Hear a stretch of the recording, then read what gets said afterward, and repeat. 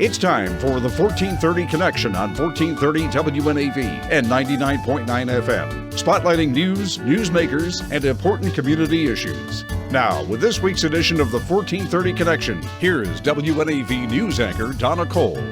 Welcome to the 1430 Connection. This is Donna Cole. This is a continuation of last week's show about sexual assaults against men in the military. Listener discretion is advised. In the studio with me is Mary F. Calvert, a photojournalist based in Annapolis, Maryland, and Jeremy Todd, a U.S. Army veteran who is a combat journalist. He's currently working in the public affairs field. Mary has spent 6 years working on stories about sexual assaults in the military. Her most recent story about this appeared in the September 10th edition, 2019 edition of the New York Times, and this featured 6 men telling their stories of being assaulted in the military.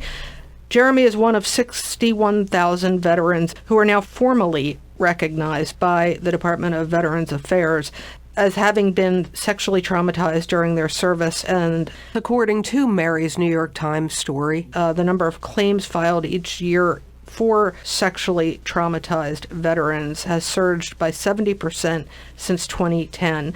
Jeremy was sexually assaulted while stationed at the Defense Information School located at Fort Meade. Jeremy's story is not unlike the stories you've heard, Mary, of other male veterans that didn't want to talk about their assaults because it humiliated them. Reporting the crime was often met by shame and disbelief and victim shaming. Yes, Jeremy? This is correct. I was definitely blacklisted.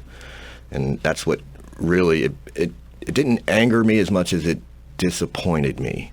So like when your mother says, I'm mad at you, it doesn't mean anything. But when she says, I'm disappointed, I was disappointed in the way leadership handled my case, because that means if they're doing that to me, a male, imagine what they're doing to a female or a younger student who, hasn't had the experience of learning how to cope through combat. So you have students that are new and eyes open to everything, and it would happen to them. And that's what really disappointed me the most. This after giving how many years of your life to the Army? I would say that was around 6 years straight through, and then 2 years of, supposed to be 2 years of teaching, but it was about 1.5 years of teaching and then another 1.5 years at the WTU, which is the Warrior Transition Unit, dealing with the coming out of it. How difficult was it for you to speak about this to the Army? Well, it's not as much as it was difficult because I knew when I did it, I knew that was the end of my career. I knew because in the public affairs realm, we all run into each other where your bridges that you burn will burn forever. I've run into people that were very closely associated with this. I ran into one on the field at the Army-Navy game, and it literally reminded me that this will be with you forever. This happened locally, and you're still local. Correct. It's got to be pretty tough for you to... Yeah, but I don't wish any ill will on the perpetrator because to me, they actually ended up doing it again when they got moved to Texas. And then finally, the Army did something and shifted him somewhere else. But the fact that they still allowed it to happen again, I was like, are you kidding me? Do you want to talk about what happened? It was over probably about 1.5 years time frame. At first, it just started with, like I said, like smacking on the butt. That's fine. But I asked him not to do it. Then I could see when I fought back as far as, knock it off, this is unacceptable. That's when I could see I started getting negative counseling statements. I started getting double tested on the job. So they would sit me down and say, hey, you're going to do a radio interview and we're going to grade you. So then they were giving me failing grades and then they were trying to push me out of the school, which is, that's a great maneuver, but I was way too smart for that. I knew what was going on. They were coming after my career and my money, which made me even angrier. But I pushed on and I tried to, my students loved me and I loved my job. I mean, I could do it right now. But it made me start to hate people in charge, because even when I reported it, a year later, it was still happening. You waited a year to report it? I waited about 6 months. I did an anonymous report in what's called a climate survey, and I named him in that. Nothing came of that. Then I sat down with the sergeant major who was in charge of the schoolhouse and formally requested to be moved out of that section. They did that, but there was shame that went with it. Everybody knew exactly why I was being moved. Was the sergeant major sympathetic? No, she was not sympathetic. She was not correct. sympathetic. Yeah, she was not sympathetic. She was there to protect the schoolhouse. So they were trying to move me out of Dinfos, which is where my dream job was. I mean, to me, it was disappointing because I could have chosen any job that I wanted, and I chose to come back and teach. Did you want to make the Army a career? No, I did not want to make the Army a career. I wanted to make the Army work for me. I wanted to have as many successes in the Army that would, guide me to work for the Pentagon or work for the White House or do something with a little bit more prestige than just teaching. But I'll take a break for a second. Let's take a break on the 14th. Back into the story. So. We'll be right back.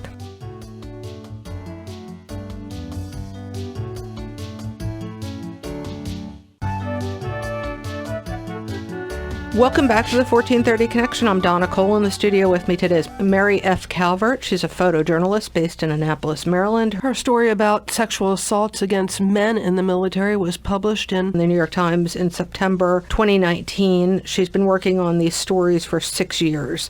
And it was because of that story that I tweeted out, and my friend Jeremy Todd confided in me that he was sexually assaulted. He's a U.S. Army veteran, a combat journalist. He's currently working in the public affairs field. Jeremy, you were sexually assaulted, but you're having trouble, and I understand, and I'm having trouble trying to get to the words for this too. You're having trouble calling it a sexual assault. Correct. Why? Because there would be shame in saying that it was a sexual assault. I understand. I'm extremely self-aware, but I still would be ashamed, and people would be like, treat me differently if they knew that you were sexually. Do you think people would treat you? Do you understand that it's brave to tell your story? I understand that, but it still comes with the stigmatism of allowing it to happen and not snapping earlier. Literally, it took me almost a year before I acted out and physically assaulted the person.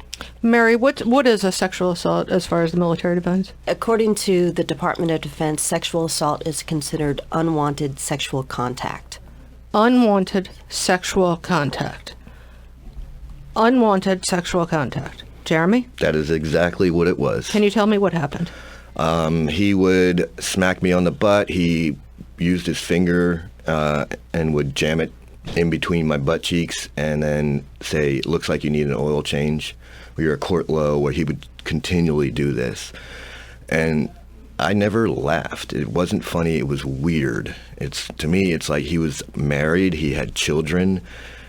And he didn't have any power over me. So it didn't make any sense that he was choosing me.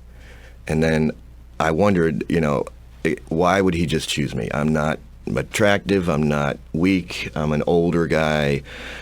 It bothered me. It was like I really wanted to harm him so much that it made me scared of what I was capable of doing. What happened? The final straw was I was moved. They granted my request to move on the basis that I was being harassed by him. So they knew that I was being harassed by him. And they moved me to a totally different section in a different office, and it was a much more professional setting. Then he came up randomly one day, and I don't even know how I saw it, but I literally felt something close to me, and I turned to my left, and his genitals were literally almost in my face. Exposed. And he laughed, and I snapped, and I was told that attacked him. Have you gotten help from the VA or privately for this? I got help privately first through the U.S. Army One source. Literally, I made a call, and within, I think it was 15 hours, I was sitting down with a therapist and doing a plan of how to make this better. So it's definitely always with me, but I can see it now. If I see it happening to someone else, at least now I can intervene and say, hey, I know exactly what you're doing, and it's wrong. And hopefully the victim will, say something about it. Do you think it's important? Do you think Mary's work was important for helping? Her work touched me so much because literally, I try to cry, and it's usually romantic movies or something, fantasy like that. But when I read the words that went along with those pictures, I literally celebrated by crying. It made me feel so good. See, got little tears right there. I was impressed, and I loved it so much. We'll be right back on the 1430 Connection.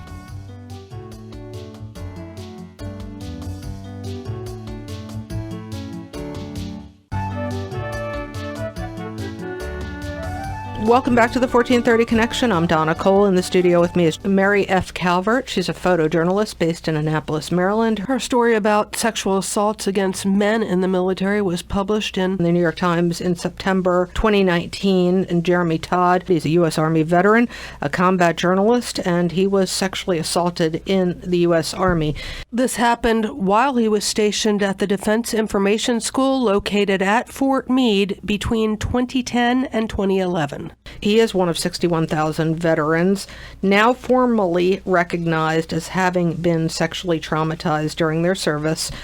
Mary, you just heard what Jeremy said about it was your story that provoked him into talking about this and dealing with it. That means a lot to me. When I first started this project, I thought that by photographing these people and hearing their stories and reporting on this issue, I could bring about this big, meaningful social change in the military justice system and our lawmakers and at the DOD. But as we know, that happens very slowly. You look at the Supreme Court ruling on same-sex marriage, and that didn't come about because of one journalist's story. It was part of a groundswell of people coming together and deciding that this is a right that should, marriage is a right that should be for everybody.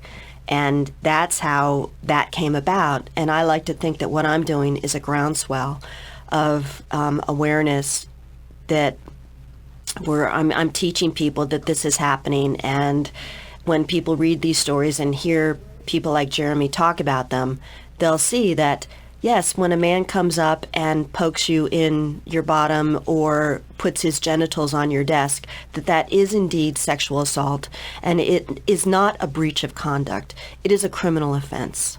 And when I hear back from men who say, I thought I was alone and now I'm not alone, and it gives them the strength to just maybe retake their lives, become present in their own lives. That, to me, success person by person is a very, very valuable thing. That's meaningful social change, isn't it? Very meaningful social change, person by person. Jeremy, what happened in the end to this? In the end, they went down to the Christmas party and they called out every witness or every person that was in leadership, in the command, and even random people that I just knew the character. And by then I was already gone, but my colleague Johnny, he filled me in on exactly what happened, and that they interviewed somewhere between 30 and 40 people, and in the end, there was 18 corroborating witnesses that it had happened to them as well, that exact person had said things and done things to them, and that they just did nothing about it. Even people in leadership positions said it was happening to them. A Navy chief said it happened to him. But it took me bringing that out destroying my career to at least bring some sort of light to the fact that, hey, we know at the schoolhouse we're supposed to be the most professional, representation to those we're teaching, and however, the sins of war are still there, and it's. This person wasn't kicked out of the military, though. They lost one reduction in grade, 1 month pay, and had their orders changed from Hawaii to Texas. They're still in the military? I haven't looked them up. This isn't surprising to you, Mary, because this is what you've heard over and over again from? Over and over again, I have heard this. Yeah. People who have been sexually assaulted have lost their careers while their perpetrator is enjoying theirs. I've heard this countless times. If you were sexually assaulted in the military, for those that are listening to this show, your advice to them, Jeremy? My advice to them is do the right thing no matter what, because money is not there. I mean, to me now, I'm very successful and very happy in my life, and I have the best friends that I could ever imagine having, and 3 of them were former military. So to me, it may take years, but I actually feel like I won, even though it was one of the longest battles I was ever in. I feel like you did too. Yeah. And I cannot thank you enough for sharing this story. Well, thank you. I'm actually I feel better today. Mary, what would you say to those that have been victimized? I would say I think it's important to report things, because the more this kind of behavior, this kind of criminal behavior gets swept under the rug and accepted and explained away, means that it's not a behavior that is going to stop. And I think these are the things we have to talk about, the slippery slope of a person who puts their genitals near your head while you're at work. I mean, how on earth is that acceptable in any way, shape, or form? And I just think that we have to hold these perpetrators accountable. They should not be allowed to get away with this type of criminal behavior. Thank you for joining me and for your incredibly important work. Thank you very much. If something happened to you, you are not alone. The following list includes some of the common experiences shared by men that have survived sexual assault: anxiety, depression, fearfulness, avoiding people or places that are related to the assault or abuse, concerns or questions about sexual orientation, fear of the worst happening and having a sense of a shortened future, feeling like less of a man, or that you no longer have control over your own body, feeling on edge, being unable to relax and having difficulty sleeping, sense of blame or shame over not being able to stop the assault or abuse, especially if you experienced an erection or ejaculation, withdrawal from relationships or friendships, and an increased sense of isolation, anger issues, lashing out, substance abuse issues. Please report assaults. If you are or were in the military and have been sexually assaulted, you can get help by calling the Department of Defense Safe Helpline at 877-995-5247 or visit the DoD's safehelpline.org. Safe Helpline services are confidential, anonymous, and available worldwide 24/7. The Department of Veterans Affairs Crisis Line is available 24/7 by calling 800-273-8255 and press 1. You can also text 838-255 or visit veteranscrisisline.net. For those outside of the military, the National Sexual Abuse Hotline is 1-800-656-HOPE. Again, 1-800-656-4673. The website is rainn.org. That's rainn.org. Stands for Rape, Abuse, and Incest National Network. This is Donna Cole on the 1430 Connection. We'll see you next week.